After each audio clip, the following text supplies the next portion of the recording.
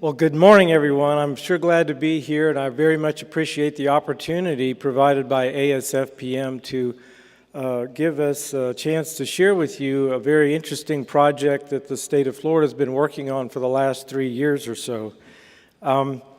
The slide that you see on the screen is a cover of a book that summarizes the 3-year project that we undertook. And there are a few copies of this report that I'm going to kind of work through as I go in the next 20 minutes or so. Is Frank McComb in the room? Can you raise your hand? Yeah, right there. He has a few of the copies that are available if you should be inspired to kind of follow up and dig more deeply into what I'm going to cover today. The program that we instituted was all about trying to get all the communities in Florida to participate in the community rating system. And when I first got that direction, I was a little astounded that we would attempt such a thing, whether a community wanted to get into CRS or not. So I guess I was sort of seduced by the audacity of such a project to plunge myself into it with our team of staff, Floodplain staff, and CRS staff. And we had to engage the partners of our Arcadis firm as well as McComb Consulting to support us in this project. We couldn't have done it without their help. The impetus for the CRS Pilot Program really was born out of the Biggert Waters Act of 2012. And you all are well aware of some of the impacts that legislation had on people who were not actuarially rated, had policies that weren't actuarially rated. In Florida, there's about 80% of policies that are actuarially rated, and 20% were hit really, really hard by having to, over time, get to full actuarially rate. So we were trying to help prevent the loss of a lot of these policyholders that were really priced out of their homes by the cost of rising flood insurance costs. Florida has about 1.8 million policies in the state, about 35% of all of the policies nationwide. So we have a pretty tall or a big stakeholder in the NFIP in Florida. Getting into CRS is a no-brainer, really, for any community that can engage in the process. Its benefits are obvious. Help make flood insurance more affordable to people, get more people to purchase flood insurance, help communities become more flood resilient, increase public awareness of flood hazards and flood risks, and get communities to adopt higher standards to be more flood resilient. Ultimately, the goal would be to reduce the cost of recovery from major storms. Now, maybe this CRS Pilot Program was a little ahead of its time because items 2 and 3 there are basically right out of the playbook for the moonshots that we talked about earlier this week by Mike Graham and David Marstead. So how did we undertake this CRS Pilot Program anyway? Since it was funded largely, or at least under the auspices of the CAP-SASE program, we had to get the blessings of FEMA, and we were going to do some things that maybe were, viewed from outside sources, a little bit of sleight of hand in trying to get communities into CRS. But I think that you'll find as I present further that it's actually more rigorous for communities that want to get into CRS under our CAV pilot program. And so I'll talk about that a little bit more. But in order to launch this thing, we, I guess the FEMA headquarters staff took the bait. We're interested in what Florida had in mind to do, and we really appreciate back in February of 2015, folks from headquarters, from the regional office, and from the ISO coming together in Florida to kind of hash out how we could possibly conduct a program that would enable that many communities to join CRS. So we did a lot of back and forth haggling over what the best procedures were, but the underlying theme was that in order to get into CRS, the community had to be fully compliant. So we were very focused on how we could accomplish that with so many communities in such a short period of time. Basically, we were looking at reaching out to 208 communities to conduct CAVs with them so that they could get into CRS. One of the things that we wanted to overcome in kind of streamlining the process to get communities into CRS was to realize that that pathway to better flood resiliency was kind of bifurcated by CAVs on one side and CRS on the other. So since 1990, when the CRS program was rolled out, it was very clear that there would be a separation of those functions. So we wouldn't really talk to communities about getting into CRS until through the CAV process they were found to be fully compliant. We thought, well, you know, getting the CRS part of it connected up with the CAV compliance part might have some synergies that would help induce in one fell swoop a community to not only become more compliant, but reach that step further to actually want to get into CRS. The other backstop in Florida that we have is that we have adopted in our mandatory Florida building code all of the flood provisions for building construction of the NFIP. We also have a state model ordinance that's approved by FEMA that is coordinated with that building code so that there isn't an inconsistency between the old flood ordinances that communities were implementing and what's in the Florida building code. So we had to undertake a massive process of getting communities to repeal and replace their ordinance with something that was in an entirely different format than they were used to have it be coordinated with the building code. Still, there were people out there that thought Florida was just going to let all these communities get into CRS that weren't fully compliant and deserved to be or really should be eligible. So we recognize that, and like I said earlier, we really have more rigorous steps to go through than typically a community that just has a closed CAV and then applies to get into CRS.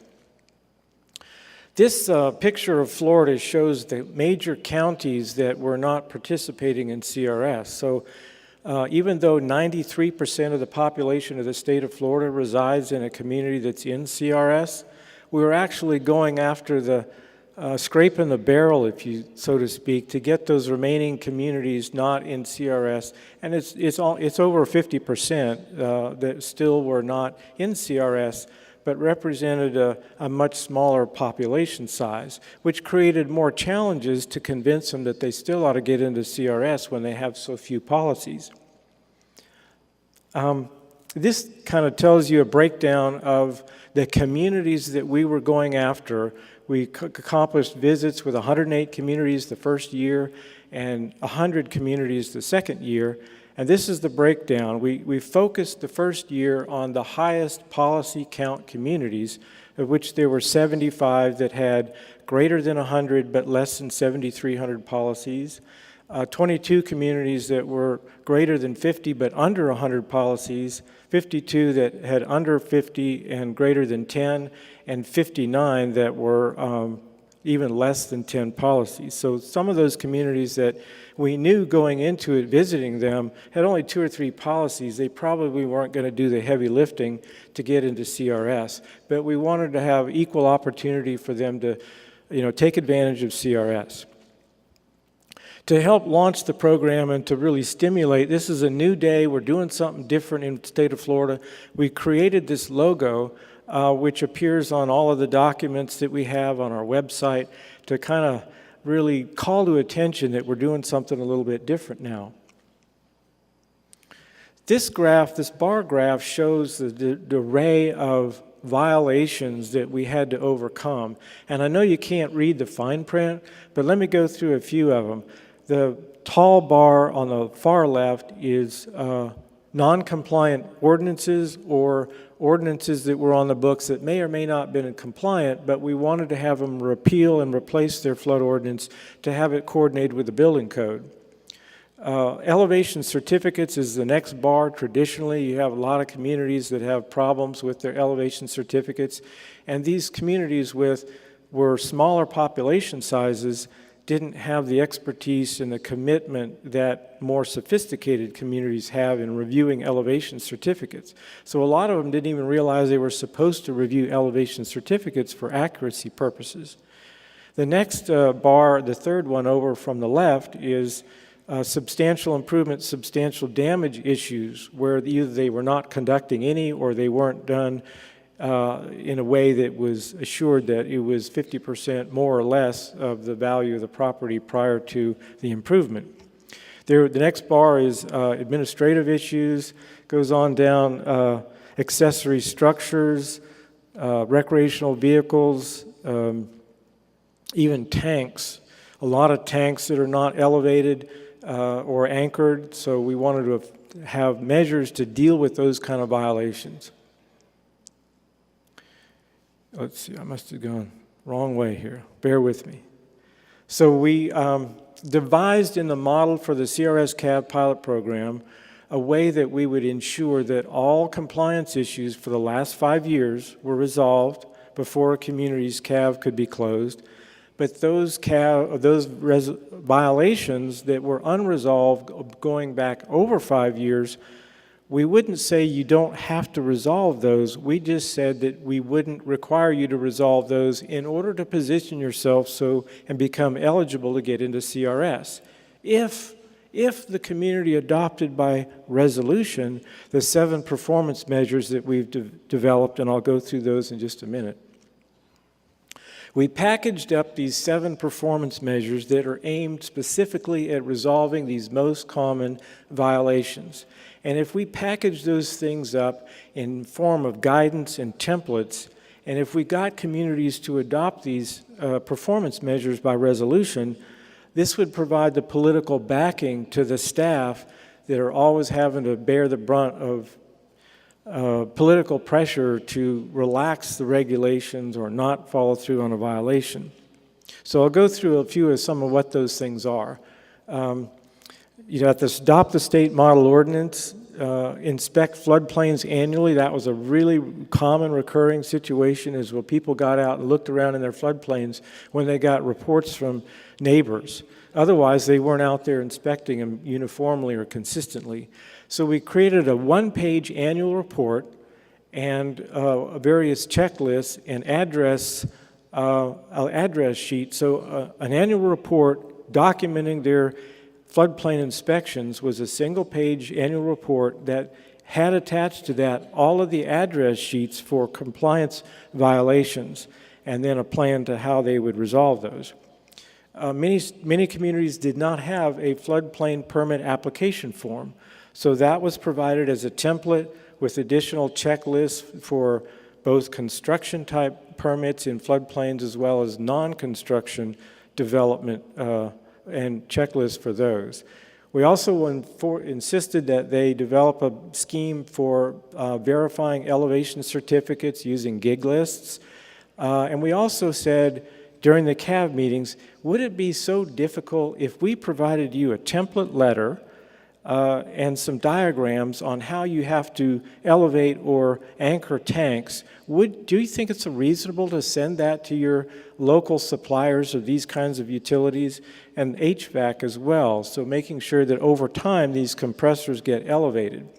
They go, well, yeah, that's probably reasonable. So we provided that sample letter. All they have to do is put their letterhead on it and send it out annually. Then there was a section that has to do with substantial improvement, substantial damage. We extracted the sheet that is used to document and run the calculations of the improvements versus the value of the property or the structure, or pre-improvements. And also we asked that they post their elevation certificates and firms on their websites, or at least links to those, so that the public and citizens in that community would have some access to flood maps and elevation certificates.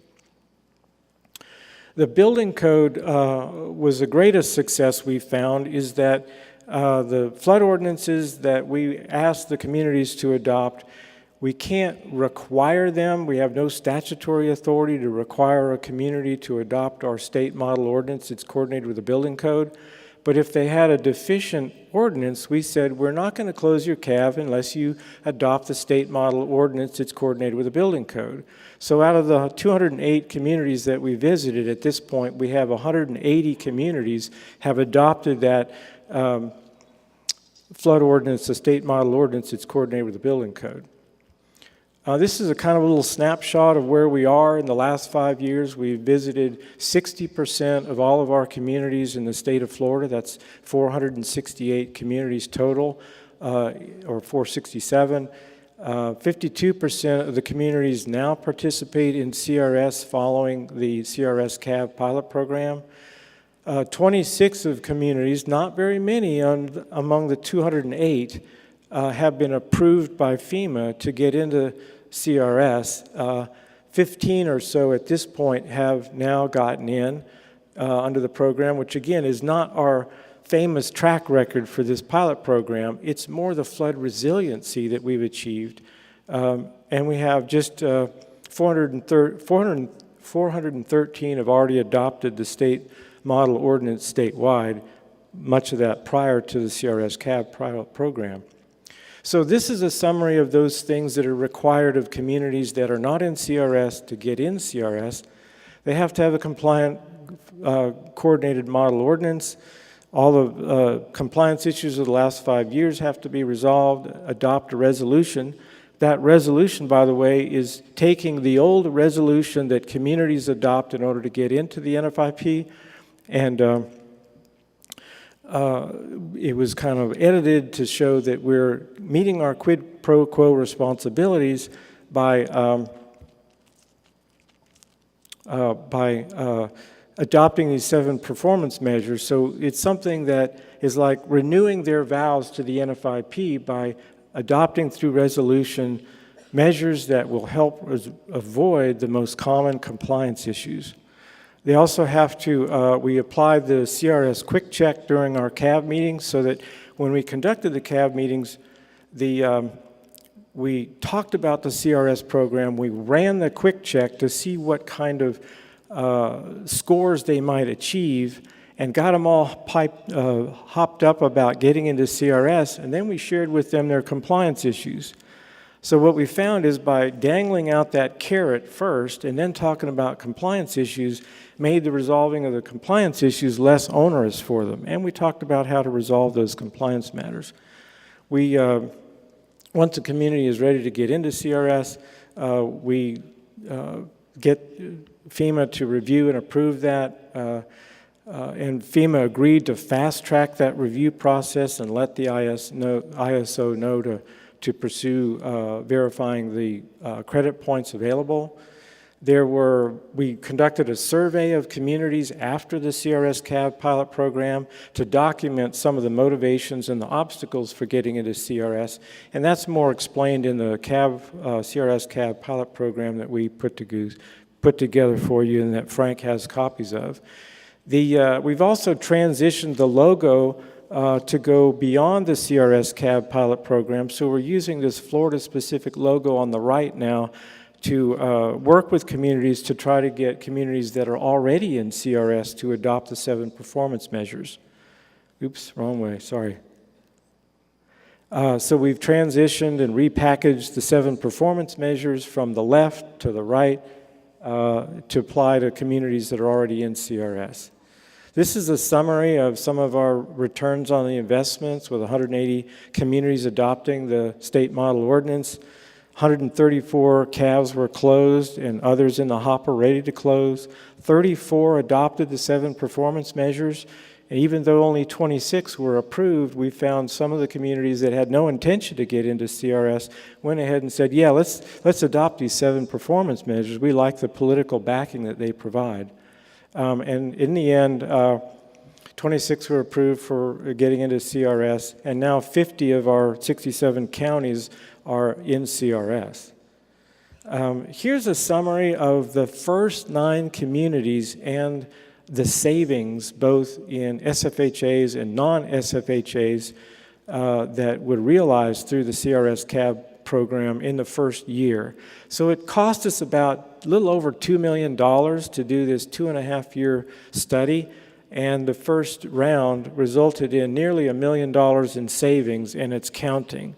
So this doesn't include the 15 additional ones. So we figured that within a year or two, all of the costs for getting into CRS, really we've recovered. And additionally, with the figure that's out there, about $1 invested in mitigation results in $6 of return. We're not even calculating that. So the return on investment for this pilot program was pretty staggering. What we did too was, well, what is the potential implications to other states if they were to take on something like this? And we just took the top 10 states that have the most CRS participating communities. And of course, Florida's at the top with 52% of our communities in CRS. The column on the right is the total number of communities and the number that are in CRS. So we think that a lot of these other states, and all other states, the other 49 states, would actually benefit substantially more in terms of getting communities in CRS than Florida did, because we were having 93% of our population in CRS anyway when we started the CAV pilot program. So, the investment, the return on investment is measured in the things that we felt were not the primary objective of the program, to get all communities in CRS. And these are the factors that we think will live on and have a much longer residual benefit on our investment in the CRS CAV pilot program. So if you want to know more about this program, feel free to follow up with me if you'd like. And again, Frank has a few of the copies of the CRS CAV report that he could give you. This is also online, and I understand that if you Google Florida CRS CAV Pilot Program, you can click on the link and download this report as well.